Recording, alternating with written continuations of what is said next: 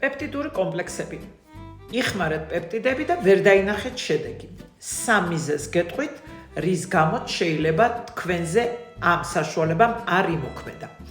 პირველი, ეს არის არასაკმარისი კონცენტრაცია პეპტიდების შრატებში, იმიტომ რომ სამწუხაროდ პეპტიდები ეტიკეტზე არასოდეს არ არის ზუსტი რაოდენობით მითითებული და ამიტომაც ჩვენ ვრჩებით მხოლოდ წარმოებლის კეთილ იმედზე, რომ ის დაგვიწერს რამდენია მისი შემადგენლობა რეალობაში ამ შრატებში. მეორე მიზეზი, ეს არის არასაკმარისი გამოყენების დრო, რას ნიშნავს ეს?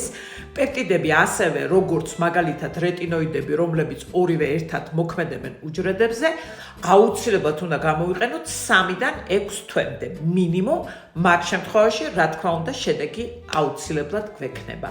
და მესამე, რომელიც ყველაზე გავრცელებულია, ეს არის კოლაგენური დეფიციტი. თუ ორგანიზმს აკლია ამინომჟავები, რომლებიც იღებენ მონაწილეობას ჩვენი ახალი კოლაგენის და ელასტინის შექმნაში, მაგ შემთხვევაში სამწუხაროდ ისევ და ისევ პეპტიდებისგან ჩვენ შედეგს ვერ მივიღებთ.